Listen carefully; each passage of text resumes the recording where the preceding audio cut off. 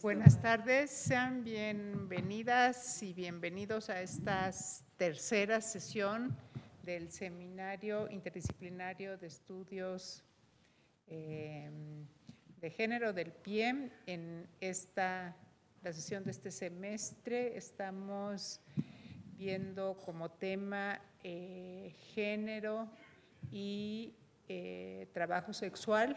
La coordinadora es la doctora Pamela Fuentes, a quien le voy a ceder la palabra en este momento. Gracias.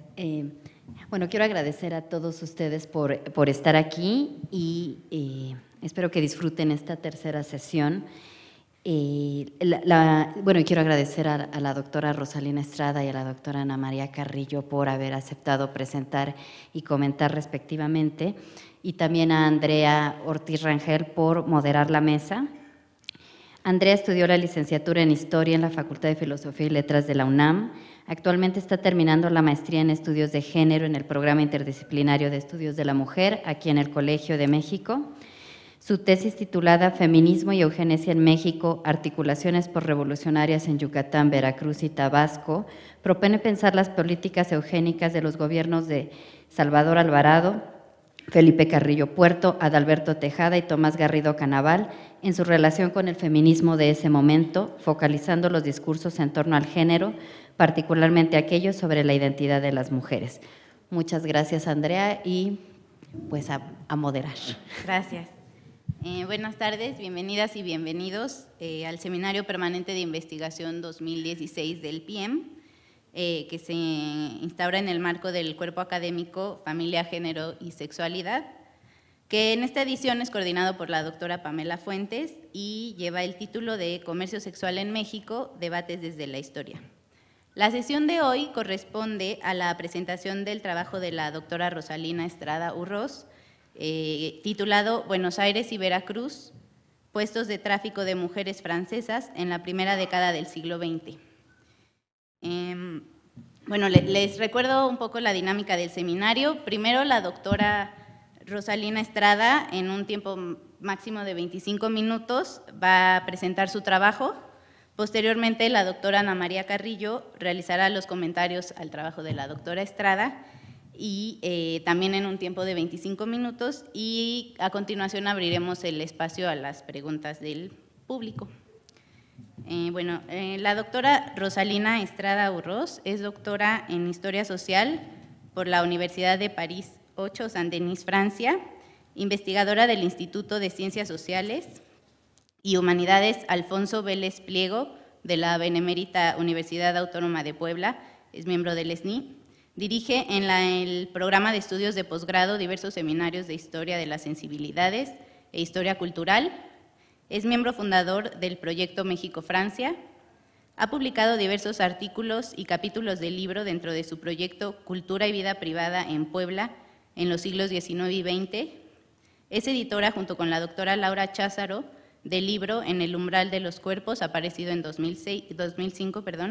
Entre sus últimas publicaciones se encuentra el libro Enfermedad, Epidemias, Higiene y Control Social, siglos XIX y XX, Nuevas Miradas desde América Latina y México, editado junto con Miguel Ángel Cuenya Mateos y publicado por la BOAP en 2013, así como el artículo Ficción o Realidad, la débil y complicada presencia de mujeres francesas en México, siglos XIX y XX, Revista de Crítica Literaria Latinoamericana, número 78, Tufts University, 2013. Le cedo la palabra a la doctora Estrada. Bueno, me da mucho gusto estar acá y participar de esta discusión, y agradecer a Gabriela y a Pamela la invitación para participar, y por supuesto, sobre todo, estar con colegas que hace mucho tiempo trabajamos y discrepamos y coincidimos, ¿no? Entonces, bueno, yo quisiera poder presentar todo lo que tiene este artículo, pero no va a ser posible, ¿no? Para dar una visión, pues yo en esta aproximación que hice al problema, en primer lugar trato el problema de la trata de blancas y su atención. Segundo, los lugares de embarque y desembarque. Tercer lugar, el tráfico y sus promotores. Y el quinto, que es el que quisiera detenerme más, que rara vez lo encontramos, son los gritos de las secuestradas, los gritos, yo digo, inaudibles. Y bueno, después concluiría y voy a tratar de ajustarme, tengo que ajustarme, ¿verdad?, a los 25 minutos. Para ello voy a leer y voy a ir pasando algunas diapositivas, sobre todo para que se den una idea del material en el que me he basado para este trabajo, ¿no? Bueno, voy a leer rápidamente y luego haré algunos comentarios. En 1909 tiene lugar en Austria una reunión preparatoria con el fin de discutir algunos puntos en el Congreso Internacional contra la Trata de Blancas, a celebrarse en Madrid en 1910. El gobierno mexicano es convidado al evento. El secretario de Gobernación, a través del hombre de letras Federico Gamboa, su secretario de Relaciones Exteriores, sostiene que dicho gobierno no se adhiere a los acuerdos relativos al tema, en específico al convenio del 18 de mayo, por no interesar este asunto a México. Entonces deciden no participar. En estos años, mientras que en países como Brasil, Uruguay y Argentina existe una preocupación creciente por enfrentar el asunto, en México las medidas tomadas y las acciones para que éste se resuelva son escasas. Las diferencias migratorias podrían explicar este problema. La forma distinta en que cada sociedad encara el problema. Hay un nuevo problema que a mí me llama la atención, que es la presencia del protestantismo en los países de una distinta importancia, ¿no? Y de los movimientos abolicionistas, que podrían explicar también esta diferencia, ¿no? No hay que olvidar que desde el medio protestante suizo-inglés, impregnado de un feminismo agresivo, esencialmente supresor y prohibicionista, el sistema francés tuvo detractores. Entre ellos Josephine Butler, quien como fundadora de la Ladies National Association, ya desde 1869-1870, se pronuncia contra los contagious disease, las actas de enfermedades contagiosas, porque eran vejatorias para las mujeres. Catherine Bliss ha sostenido que es en los años 30 que se empieza a hablar de abolicionismo, pero yo he encontrado que ya desde la primera década del siglo XX se empieza a hablar en México de abolicionismo y hay una famosa polémica que hemos estudiado entre Carlos Rumagnac y Lavalle Carvajal, ¿no? Esa polémica está basada precisamente en una idea de abolición y otra idea de reglamentación y consideración de que la prostitución es necesaria. Aún sin haber sido predominante el abolicionismo, habría una preocupación por el tráfico de mujeres, sobre todo en esta parte en Europa y sobre todo en estos países del Cono Sur, podríamos decir. No así en México, donde había una adhesión al sistema francés y al reglamentarismo, ¿no? No hay muchas voces que se opongan al reglamentarismo, son escasas esas voces. Chaumont señala sostiene que los expertos parecen haber confirmado la existencia de la epidemia del tráfico, culpabilizando a la prostitución reglamentada. Para este autor, existiría una distancia entre las representaciones militantes o mediáticas y las representaciones judiciales del fenómeno. Considera que las primeras eran considerablemente exageradas y dramatizadas. En las primeras décadas del siglo XX, las rutas por medio de las cuales llegan las mujeres de Europa hacia el Atlántico Sur han sido bien trazadas por Yvette Tronchon. Esta autora sostiene que los traficantes europeos se abastecieron de las zonas más pobres del continente, donde las jóvenes con bajos salarios debieron completar sus ingresos con el ejercicio de la prostitución.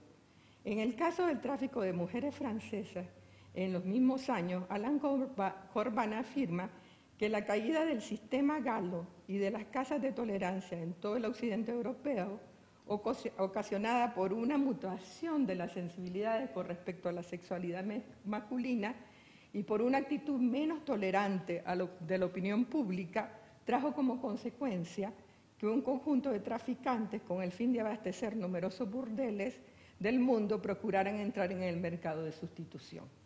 En 1902, en vísperas de la Conferencia de París, la policía francesa realiza un censo de los individuos que se dedican a la trata de blancas. Figuran en el fichero 81 individuos. México, Argentina y Brasil y Uruguay se insertan en el fenómeno de la trata de blancas de una manera importante. Las autoridades argentinas lo aceptan, las mexicanas parecen negarlo. Es difícil seguir el curso de la trata de blancas. Más allá de la documentación institucional, que señala reglamentos de las asociaciones, etc. Sin embargo, y eso es lo que quiero mostrar, en los archivos repatriados de los consulados franceses que se encuentran en Nantes, encontramos un rubro revelador dedicado al asunto para las primeras décadas del siglo XX. Se hacen así evidentes las iniciativas y los esfuerzos dispares de los diferentes gobiernos de México y Argentina, que es lo que he estado trabajando, para resolver el problema. Alrededor de 1910 se muestra una creciente preocupación internacional por combatir el tráfico, coincidente con estos congresos de la trata de blancas que se están desarrollando en Europa, donde los delegados de Argentina, Brasil, sobre todo, siempre están presentes, pero no los mexicanos. En algún momento aceptan ir, dicen que van a ir, pero no tenemos evidencia que hubo un asistente de México. A pesar de las diferencias, México y Argentina comparten concepciones e imaginarios sobre la prostitución y desde la perspectiva positivista en los escritos literarios y científicos. El imaginario que prevalece no es comprensible sin el naturalismo, por supuesto, y siempre con esa visión de la degeneración que Carlos Rumagnac va a plantear, y Federico Gamboa también, y Cambaceres en Argentina, y Julián Martel para pensar en ellos. ¿Cómo opera entonces la trata de blancas? La trata de blancas opera con métodos tradicionales. ¿Me puedes decir cuando me faltan unos 10 minutos, no? Con métodos tradicionales por medio de una red bien constituida que no se aparta de la prostitución. Sensibilizar sobre el problema siempre fue difícil. En el Congreso Penitenciario Internacional en París en 1895 se aborda el tema y algunos congresistas lo rehúyen por la presencia de religiosas en la sala. Sin embargo, se acuerda la realización de un encuentro específico en vista del reclutamiento de mujeres a través de anuncios y avisos públicos. En 1899 en Londres se efectúa el primer congreso cuyo propósito es la represión contra la trata de blancas. La iniciativa se debe a la National Vigilance Association, sociedad filantrópica dedicada a la protección de la mujer. En marzo de 1902, bueno, podríamos, para no hacerlo muy largo, existen una multiplicidad de invitaciones para los diferentes congresos internacionales que llegan tanto a Brasil, a Argentina, a México, y siempre encontramos la repetida actitud de México de negarse a participar por diferentes razones, y primero porque no les interesa y segundo porque no hay trata de blancas en el país, ¿no?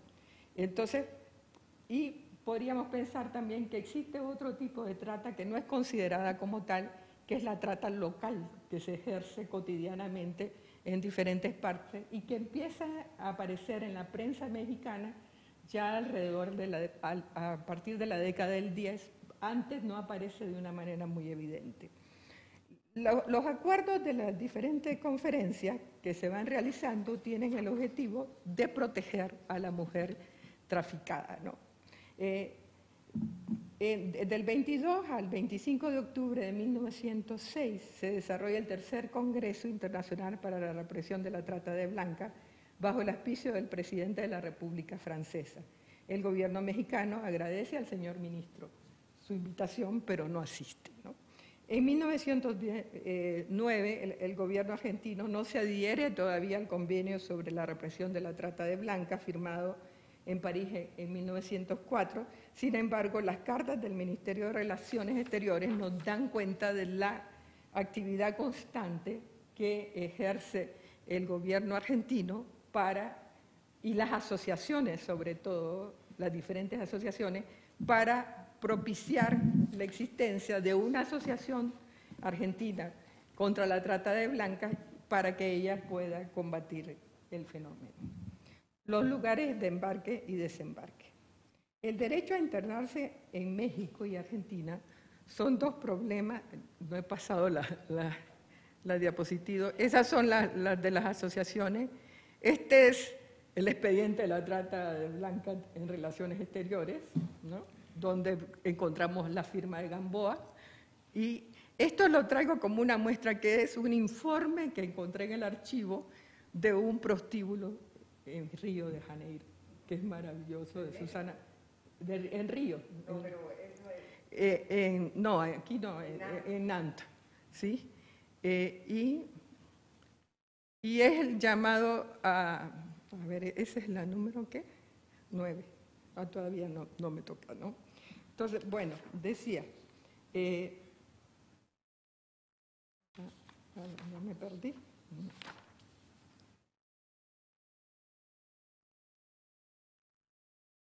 Hasta 1914, los grandes mercados, Donegal plantea que hasta 1914 los grandes mercados de mujeres se concentran en Buenos Aires y Montevideo.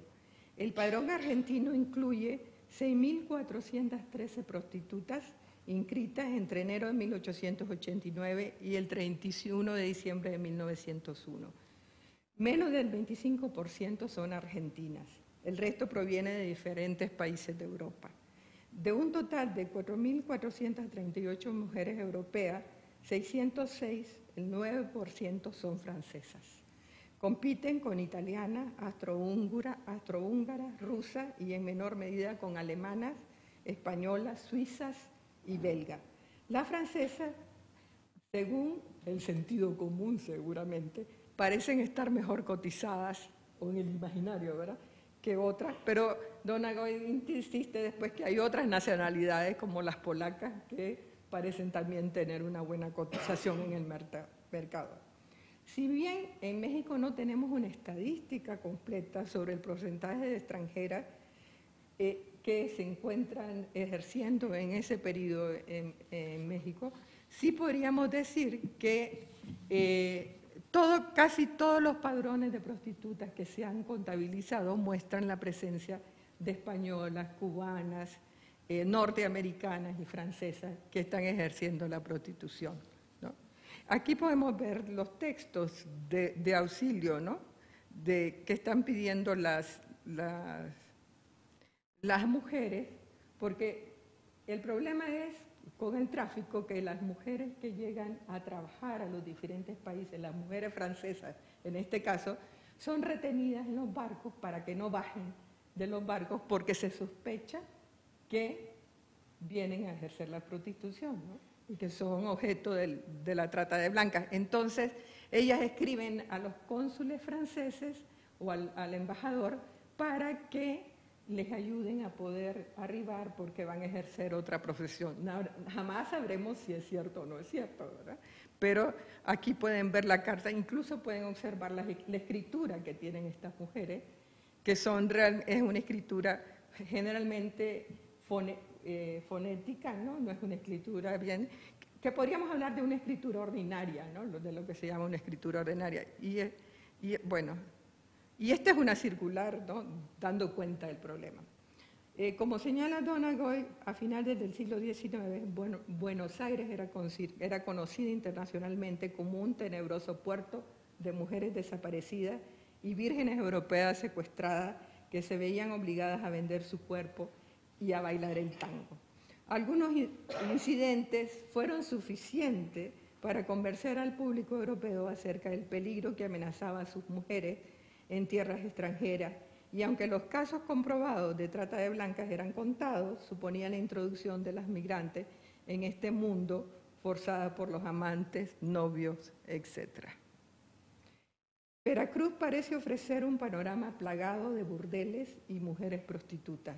En 13, una descripción anónima, que también encontré en el archivo, del ambiente muestra la existencia en el puerto de un mundo prostibulario bien constituido. También ahí pudimos encontrar un padrón de mujeres francesas que trabajaban en Veracruz. Por lo menos se pudieron contar alrededor de 1912 como 15 o 16 mujeres francesas que trabajaban en los prostíbulos veracruzanos. El escrito señala que Veracruz ya no es el lugar que era antes y destaca el papel de los proxenetas, los cuales mantienen a las pupilas aprisionadas a través de engaños y promesa de regalos. El francés que dirige la misiva al consulado se lamenta de ver el estado en que se encuentra este mundo, pues está infectado y le parece terrible ver el estado del oficio en ese bello lugar.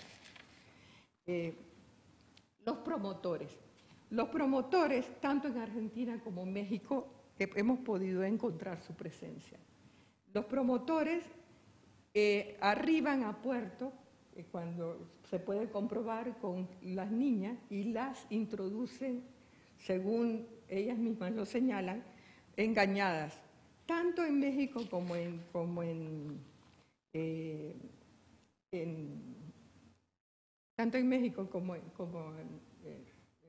Argentina. Se puede encontrar la presencia a través de los archivos de importantes traficantes que ya se encuentran localizados, y no hay que olvidar el libro de Albert Londres que se llama El Camino de Buenos Aires, donde hace una descripción detallada de cómo funciona este sistema en Buenos Aires a través de una farmacia donde llegan los traficantes y donde enganchan a las mujeres. Un informe del Comité Nacional Francés de 1904 declara que las muchachas provenientes de Francia son preferidas, como decía. Por su lado, los franceses manejan una de las mayores redes de prostitución organizada en ambas naciones. Indudablemente, Buenos Aires, por las características migratorias, tiene un mayor número de mujeres migrantes, no es comparada, y la migración francesa no es la primera migración en México, ¿no? La migración española ocupa como el tercer o cuarto lugar en importancia. La llegada de franceses traficantes a los puertos de Buenos Aires y Veracruz parece ser constante. En Veracruz se localiza un sostenedor que se llama Gorbet Luis y su amante Gabriel, quienes explotan una casa de tolerancia. El diplomático francés informa a su homólogo en México que 2 muchachas sumisas inscritas en el registro dejan la ciudad acompañadas de estos hombres y se dedican a dedicarlas a la policía. Pero el gran problema es que la policía tiene una cierta reserva para dar datos de este tráfico y no dan los datos correctos, como lo señala el mismo diplomático, dice, señalando como su excelencia lo sabe, es muy difícil hacer hablar a la gente que pertenece a este mundo, especial sobre todo cuando se trata de obtener informaciones sobre individuos que son sus amigos y que realizan comercio ilícito. ¿Cómo voy? Quedan 10 minutos. Perfecto. Sobre ellos reina la confusión y podemos localizar un listado, que, a ver si lo tengo aquí. Este es el listado de prostitutas de Veracruz, ese es el listado de prostitutas de Veracruz, pero no se ve bien. Pero por aquí tenemos el listado de prostitutas francesas que se encuentran en Argentina. Hay un censo de los dueños en toda Argentina, ¿no? Bueno, entonces, lo levanta el cónsul francés, este dato, y lo da a conocer al ministro francés. El ministro, el cónsul de Francia en Rosario, en Bahía Blanca, etcétera, persiguen, digamos, este problema. Ahí están los listados, los diferentes listados, ¿no? Y ahí está también los individuos que llevan a chicas embarcadas en el vapor Santa Elena, ¿no? que están trasladadas al puerto de Buenos Aires. Voy a terminar leyendo esta última parte, que es la de gritos inaudibles, ¿no? Cuando encontramos a las mujeres. De manera repetida, en diferentes registros de prostitutas mexicanas, encontramos mujeres francesas ejerciendo la prostitución. Resulta difícil saber si estas francesas que arribaron a Puerto Mexicano y se dedicaron a la prostitución tenían ya ese destino al planear el viaje. Si tenemos conocimiento de los intentos de varias de ellas de salir de este mundo en donde están atrapadas. A través de esporádicas misivas nos apropiamos de la angustia del secuestro y de ese deseo de retorno para restaurar una vida perdida. El 28 de noviembre de 1911, a ver si encuentro, esa no tiene, aquí, bueno, ¿no? Bueno, ese es un recorte del periódico para que vean. El 28 de noviembre de 1911, Marie Roux, menor de edad, dirige carta al ministro de la delegación francesa, Lefebvre, en la cual señala, solo para leer una de las historias, que en el mes de agosto del mismo año trabaja como encargada de vinos en un café de Clichy-le-Valois, cuando al salir del trabajo conoce a un francés del que ya había dado noticia, denominado Papillon, con quien se traslada al campo por 6 días y luego se traslada a Saint-Nazaire para partir a México en el bote Le Champagne. Viaja acompañada de un individuo utilizando los nombres de Monsieur y Madame Landon. Al llegar a Veracruz es presentada con la francesa Rosa Lefebvre, quien a los 3 días de conocerla le propone que se dedique a la prostitución, prometiéndole satisfacer sus necesidades de dinero y de regalos. Argumenta que no le queda más que prostituirse, pues carece de protección. Hasta que se enferma y una vez recuperada huye, un agente policial la encuentra y le pregunta si desea volver al oficio. Ella señala que no y solicita ser repatriada. Las historias se repiten, como es el caso de Lucie Lebrun. Voy a leer otra carta porque son muy interesantes. A ver, aquí están las cartas, ¿no? Aquí está otra. Voy a dejar esa porque la escritura llama la atención de lo que se puede ver, ¿no? Es esa carta, la que voy a leer ahorita es esa, ¿no? Señor jefe de migración, venimos a implorarle nuestra demanda de libertad. Somos 2 niñas, son 2 momos, ¿no? Y no tenemos más que 19 años y los tipos que nos secuestraron, de los cuales no podemos huir. Yo me llamo Lucie Lebrun y no soy yo, mi nombre es Suzanne Fauquer y tengo 19 años. Y la pequeña que está conmigo tiene 17 años. Y desde hace un mes ella está enferma y esa mujer que me vendió, porque yo no puedo incluso ir al mar o bien buscar mis cosas. Señor, haga todo lo posible para hacernos salir y repatriarnos. En espera de verlo, reciba mi agradecimiento. Al parecer esta situación no es extraña. En realidad nosotros trabajamos con trazos de vida, pequeños momentos donde la vida depende de una posibilidad de hacer fortuna de otra manera o de dedicarse a la prostitución de estas mujeres. Al parecer, bueno, las escasas cartas que los secuestradas nos dan una idea del difícil camino que transitan las mujeres que cruzan el océano y entran en este mundo por voluntad o por engaño. Francis Junet, a quien llaman Paulette, lanza un grito doloroso a través de una carta que llega al consulado de Francia en México.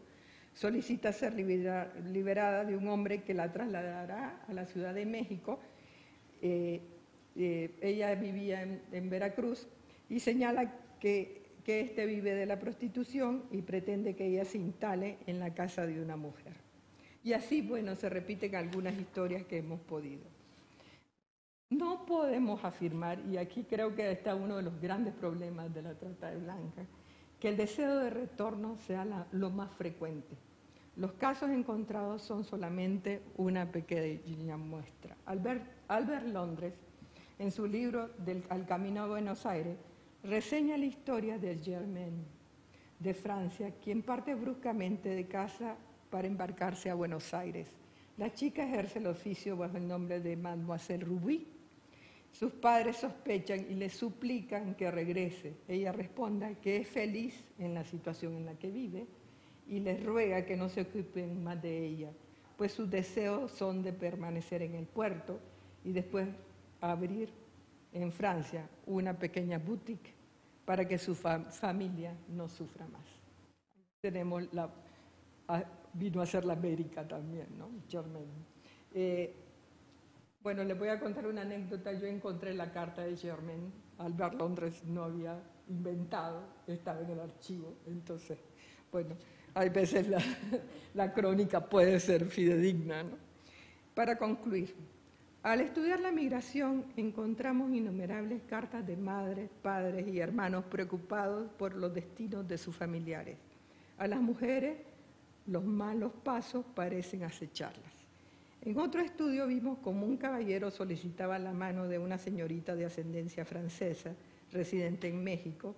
Los hermanos desde Francia toman precauciones antes de ceder y exigen pruebas de las buenas intenciones.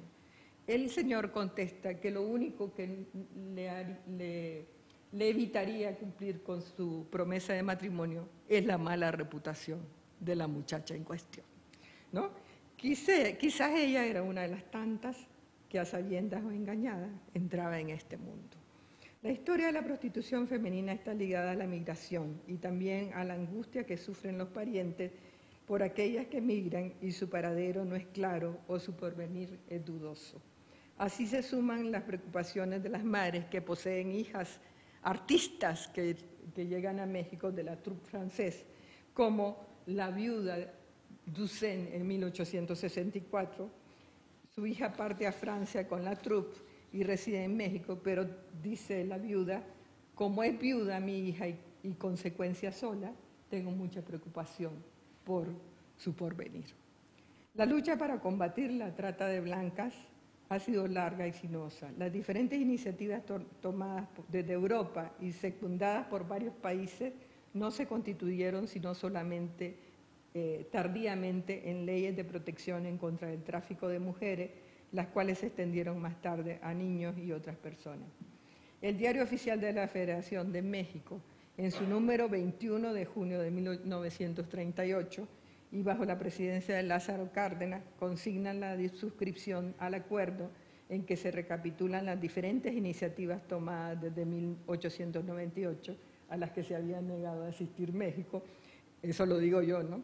El decreto promulga la Convención Internacional relativa a la represión de trata de blancas, de trata de mujeres mayores de edad y toma en consideración las recomendaciones contenidas en el informe presentado al Consejo de la Sociedad de Naciones por la Comisión de Trata de Mujeres y Niños, que completa las convenciones de la siguiente fecha: 18 de mayo de 1904, 4 de mayo de 10 y 30 de septiembre de 21. El Ejecutivo mexicano se adhiere a tal convención, sometida a la Cámara de Diputados. El Congreso de la Unión se aprueba el 28 de diciembre de 37 y es ratificada por Cárdenas el 29 de marzo de 1938. Bueno, ahí están las últimas cartas. Ese es el anónimo, ¿no? Pues muchas gracias.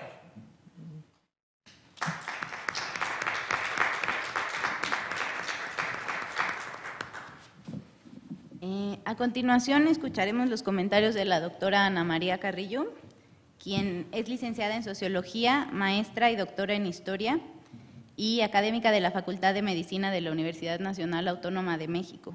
Se dedica a la historia de las epidemias, las profesiones sanitarias y la salud pública y ha publicado cerca de 60 trabajos, dentro de ellos los libros Matilde Montoya, Primera Médica Mexicana y El nacimiento de la salud pública en México. Ha sido profesora visitante en las universidades de Toronto, Nacional de Colombia, sedes Bogotá y Medellín, Nacional de Costa Rica, de Salamanca y Nacional de Mar del Plata, así como en el Consejo Superior de Investigaciones Científicas, sedes Madrid y Barcelona. Pertenece al Consejo Asesor o Editorial de las revistas Dinamis, Asclepio, Manguiños, Tempos Históricos y Quipú. Ha obtenido los premios Francisco Javier Clavijero a la mejor tesis doctoral, Casimiro Liceaga de ensayo, DEMAC de biografía de mujeres y Nacional de ensayo Susana San Juan. Pertenece al Sistema Nacional de Investigadores, nivel 2. Le cedo la palabra. Muchas gracias. Buenas tardes. Quiero empezar agradeciendo al Programa Interdisciplinario de Estudios de la Mujer, en particular a la doctora Gabriela Cano y a la doctora Pamela Fuentes, por la invitación para estar en este doble seminario permanente de investigación del PIEM y de comercio sexual en México. Y gracias también a Andrea Ortiz por la presentación.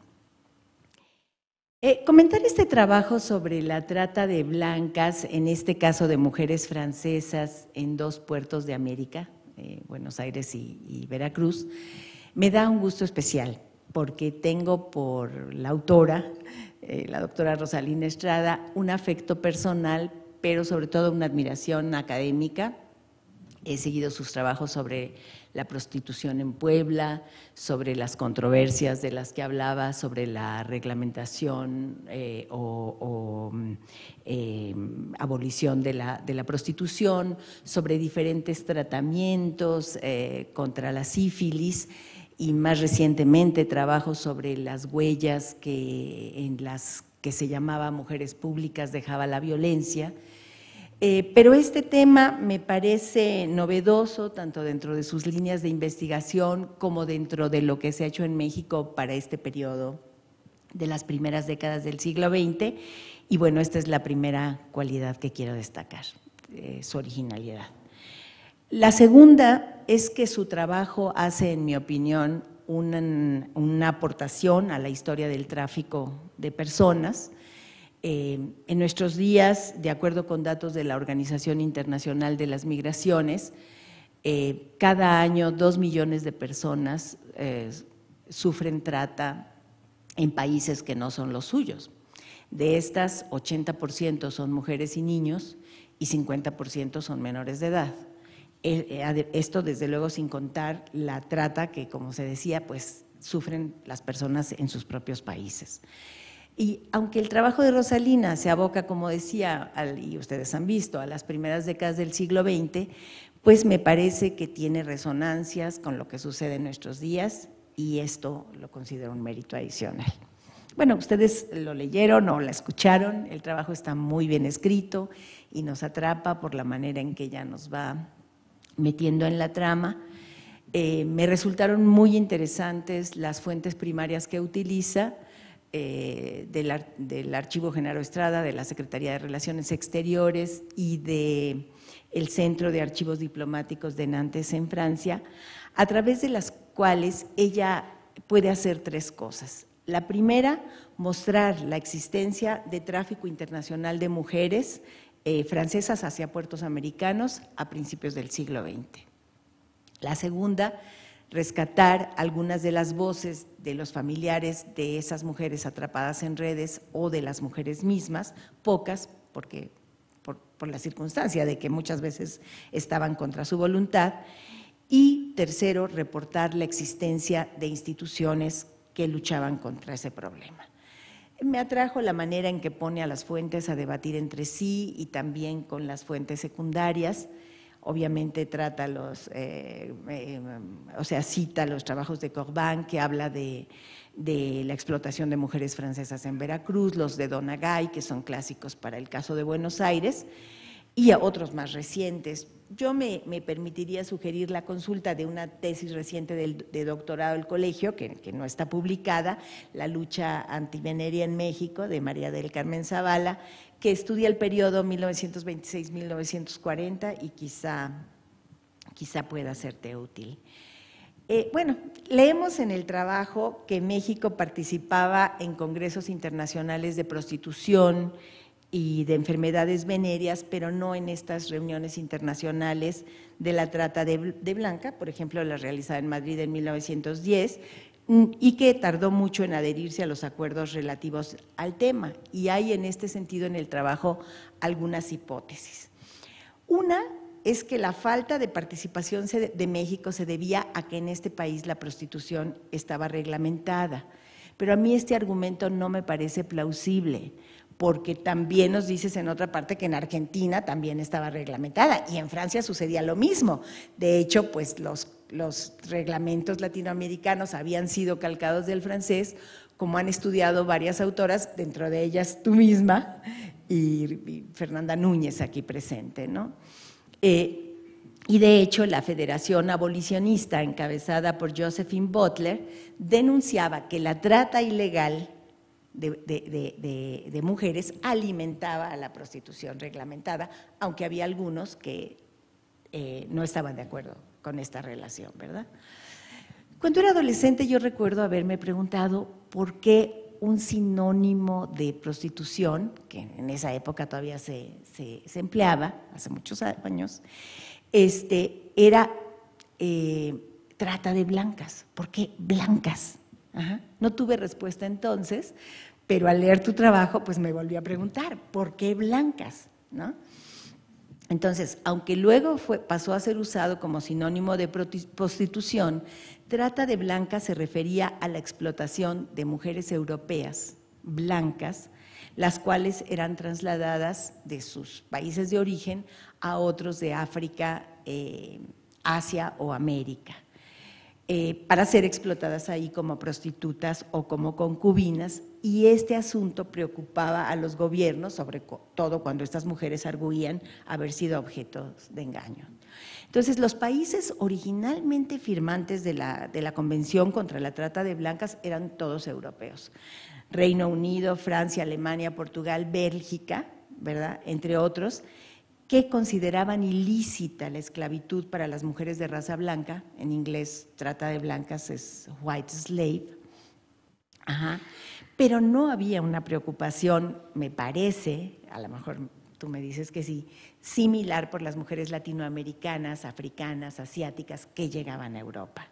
Ajá. Es significativo, pienso, que los años en que se hacen estas reuniones internacionales para la represión de la trata de blancas, ¿no? La primera, ya nos decía, se reunió en París en 1899, hay una en Londres en 1913, o sea, coinciden exactamente con el tiempo en que Europa se está repartiendo África. Y si bien han abolido la esclavitud para sus colonias, se sigue haciendo tráfico de personas. El caso de los chinos es notable en este periodo, y esto incluye a las mujeres. Entonces, es cierto que México se adhiere en la época de Cárdenas, en que se da la abolición de la prostitución con una posición prohibicionista, pero sobre todo cuando estos convenios ya no son de trata de blancas, sino de trata de mujeres y de niños, es decir, que se ha perdido ese carácter pues racista. Este carácter racista se ha eliminado del nombre del tratado y del contenido del tratado. En cambio, me parece que la explicación que das de la diferente composición étnica de las prostitutas sí es un argumento de pesos, y los datos que nos proporcionan son contundentes. En Argentina, 75% de las prostitutas son extranjeras, y por ejemplo en Puebla, un lugar que tú has estudiado bien, para el periodo entre 1871 y 1900, solo 2% de ellas son extranjeras. Entonces, bueno, nos dices que en 1909 México arguyó que la trata de blancas no era un problema frecuente en el país, en cambio la prostitución sí lo era. Bueno, habría que ver, habría que estudiar más profundamente si esto es cierto o no. Por ejemplo, nos comentas que en 1902, en vísperas de la Conferencia de París, la policía francesa realizó un censo secreto de los individuos que se dedicaban a la trata de blancas, y que figuraron en el fichero 81 individuos de México, Argentina, Brasil y Uruguay. ¿Habría modo de saber cuántos de estos 81 actuaban en México y, por ejemplo, cuántos en Argentina, que es el puerto con el que estás comparando, para poder realmente ver el peso de cada uno? Sería interesante. Digo, de todos modos es muy interesante esa investigación, digamos, secreta que están haciendo los gobiernos, ¿no? Tengo algunas otras preguntas. Una es una simple curiosidad. Nos comentas que a quienes se dedicaban a este tráfico, los enviaban a Ushuaia. Y yo me pregunto si era un simple destierro o si iban a la cárcel que había ahí de Ushuaia. Y tengo otras dudas más profundas. Nos hablas de sostenedores franceses que explotaban una casa de tolerancia en Veracruz, pero por otro lado nos dices que había en el mundo, impresionante, ¿verdad?, centro de importación y exportación de jóvenes con oficinas y con bancos, ya desde entonces los bancos estaban en negocios oscuros. ¿Has encontrado prueba de esta existencia en México? Porque sería muy interesante. Otra pregunta que tengo, obviamente no son preguntas para ser resueltas este día, ¿no?, sino para pensarlas. ¿Crees que en el valioso archivo de Nantes o en algún otro habría alguna ruta para investigar sobre prostitución masculina ligada a la migración? ¿Verdad? Una de las omisiones que siempre tuvieron los sanitaristas de la época. Y tengo una duda central. El tráfico de mujeres puede rastrearse hasta Babilonia, lo encontramos en los mitos griegos, ¿no? Zeus rapta a Europa, los hay en la Biblia, el rapto de las Sabinas, que es el más representado en la pintura, pues fue fundamental para la fundación de Roma, se daba en todas las guerras de conquista, no solamente porque los conquistadores viajaban solos, sino porque era una forma de decirle al conquistado, mira, te conquisto hasta tal punto que hasta tus mujeres tomo, ¿no?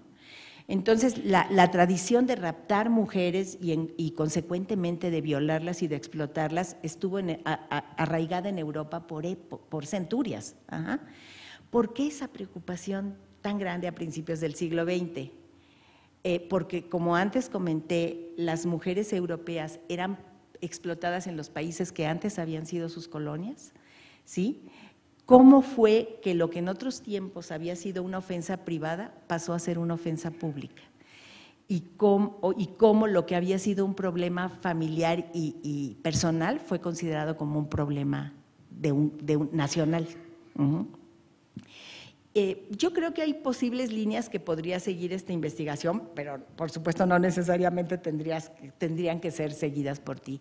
Creo que sería interesante ver ¿qué se está discutiendo sobre el tema en otros congresos internacionales a los que